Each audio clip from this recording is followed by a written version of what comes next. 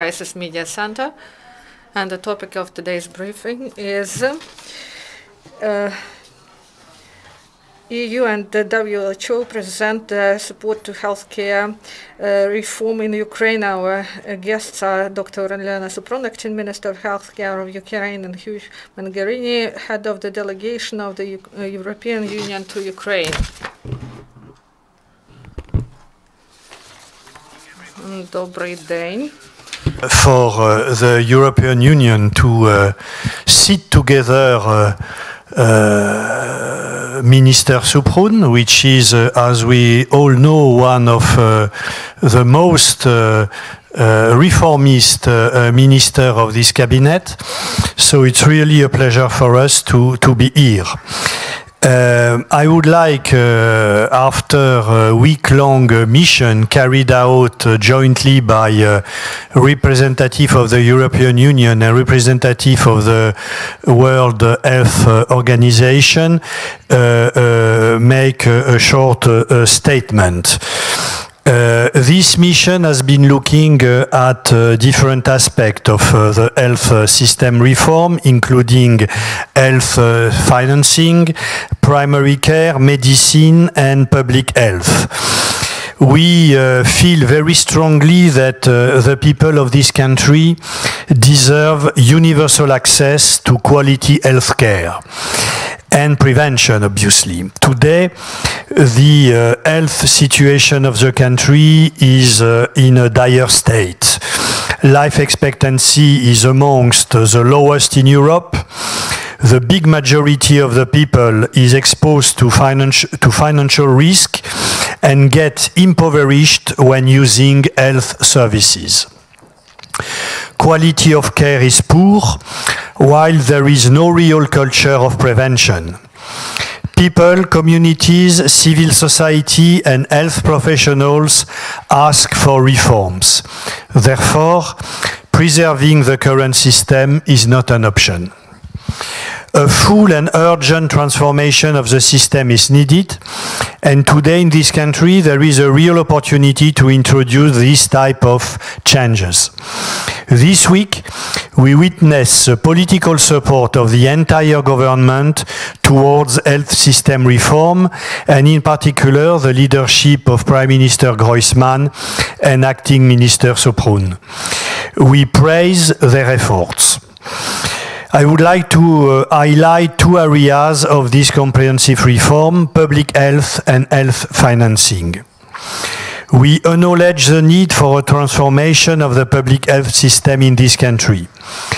Doing so is in line with our association agreement, which, as we all know, has important provisions on public health affecting directly the Ukrainian people.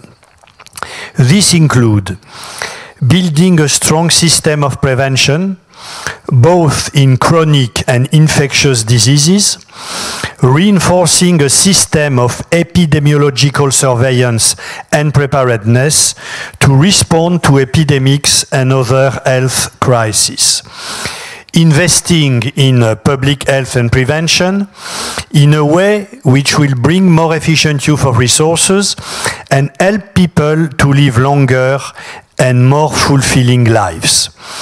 On all these points, the Ministry has made so far important efforts by creating a modern public health center. In the coming phase, this new policy will have to be implemented with determination, and you can be sure that we will try our best to support the relevant Ukrainian authorities. We are pleased, obviously, that yesterday the Cabinet of Ministers approved the key law on state financial guarantees for the provision of medical services and medicines, which will be now submitted to the Parliament. This law adapts the European experience in health financings to Ukraine's reality. It provides a solid foundation for a modern health system which works for the people of the country, offers the full range of good quality services, both in treatment and prevention. It shows that the government of this country is committed to universal health coverage, which, as we should all know, is an important sustainable development goal. And in doing so, we leave nobody behind. Without the passage of this law, it will not be possible to improve the quality of services, reduce the financial burden for patients, and reallocate resources to more effective intervention. And therefore, you can be sure that we will keep our eye on the radar. Nobody should delay the passage of this law on the radar, and we will make sure that on a daily basis, radar members will keep this in mind. Health reforms are difficult and complex processes in any country. They require leadership and consensus among the political forces. They involve financial challenges and entail social, professional, and even cultural changes. We know that there will be skeptics and detractors, as it happens in any reform. And therefore, we will urge the government to stay the course on these historic changes as it moves towards closer integration with the European Union and more broadly the international community. These reforms are connected as well to the current decentralization reform process, and they reflect the democratization of the health sector. Their success critically depends on the involvement of the civil society and local communities. We hope that all these stakeholders will come together to help make these important reforms a success. So you can be sure that we will stand by you.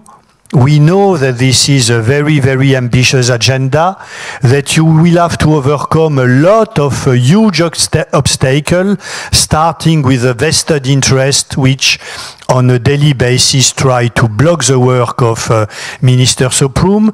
But you can be sure that the EU will stand by you and will try its best with our limited means to support you in this very ambitious endeavor, which will be crucial for the well-being of the Ukrainian people, and especially the most vulnerable segment of the population, which unfortunately are very often forgotten in the transition processes that we have seen in other countries. Thank you.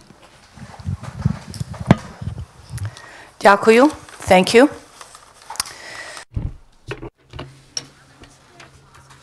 Все це було б неможливо, якщо б ми Cooperation as well as the technical assistance that we've received from our friends in the European Union, the European Commission, the World Health Organization, and other international partners. Civil society also plays a very important role in the changes, the reforms that are happening in Ukraine. The President, in his development plan for Ukraine, until 2020, has named healthcare reform as one of the priorities. The government of Ukraine has also put healthcare as one of the top priorities in reforming the system and improving life for all Ukrainians. Yesterday, you saw in our Cabinet of Ministers meeting that we voted to hand over the laws that were written by the Ministry of Health along with our partners into the Parliament. We anticipate that next week they'll be registered in Parliament and that they will be voted on for the first reading. I want everybody to know that today in Parliament, the law 2309 AD, very important law that had to do with autonomization of medical institutions, passed in the Rada with 280 votes, not even close. I think that shows that there is the political will, there is the understanding that we need to move forward with these reforms, and Ukraine is ready to implement the reforms, implement the changes that are required of Ukraine in the association agreement, but also in the social contract that Ukraine has with its citizens. We've been working very closely with the mission this week They've been evaluating us, and we've been picking their minds, asking them to help us as much as possible when we're implementing these changes because of the vast experience that they've had in other countries. We feel confident and we feel comfortable that these changes are possible because we have the proof, the evidence-based proof, that this has worked in other countries, in Britain, in Spain, in Norway, in other Scandinavian countries. And we know that this is possible in Ukraine as well. We want to thank you for your support and your very modest appeal that in your limited capacity you'll be helping us. Your goodwill, your support is a very, very large amount of capacity when it comes to the aid that we need here in Ukraine. Thank you for your support. Thank you for the help of the World Health Organization, the European Commission, those who have worked with us on these changes, including our other international partners, the Renaissance Foundation, USAID, the Swiss Development Agency, the Canadian government, the Swiss government, the Belgian government. We've had a lot of support, and I think that that shows that the entire world is interested in what is happening in Ukraine, is willing to help us, and with that kind of support, then I think we can move forward. Thank you.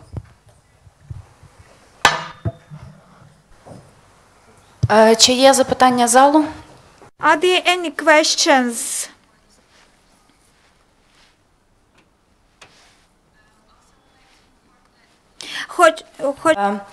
Marthe, Everard present, but she will answer your questions after the briefing. Я тоді переходжу на українську мову на кілька.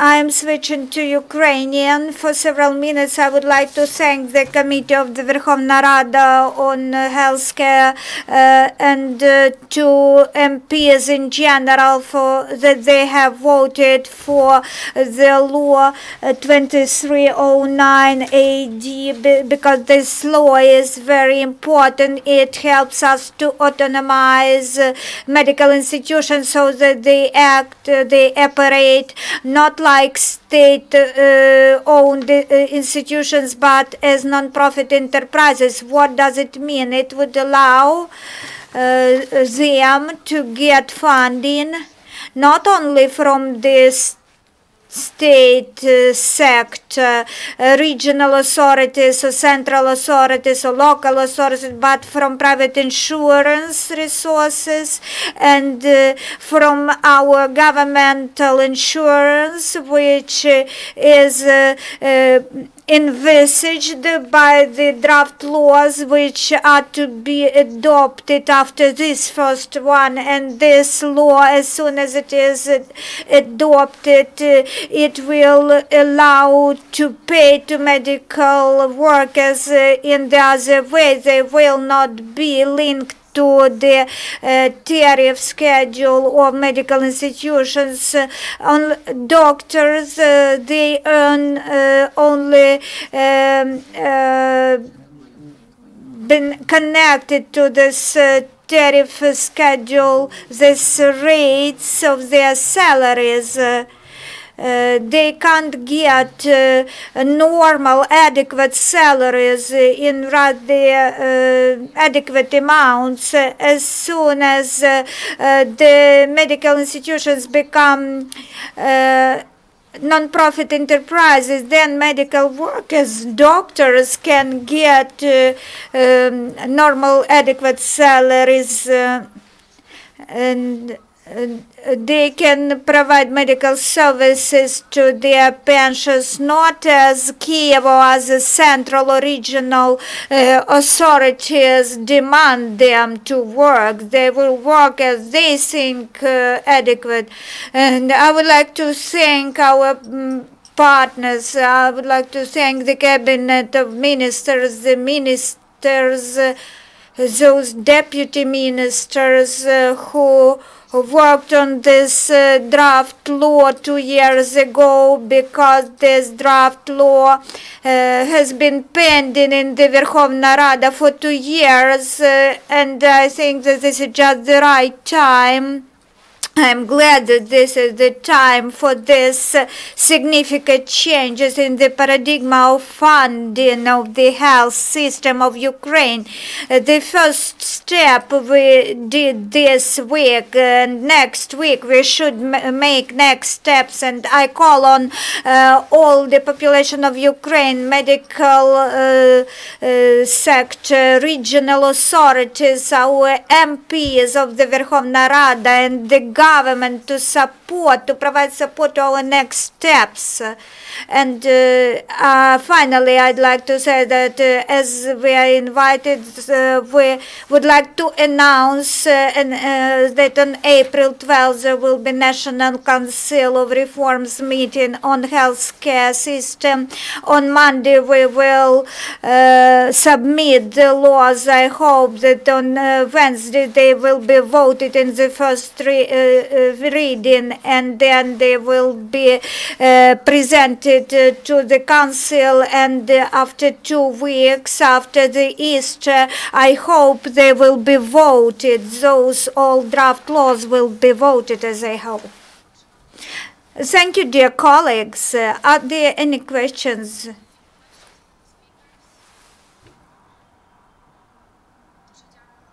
Thank you very much for this briefing.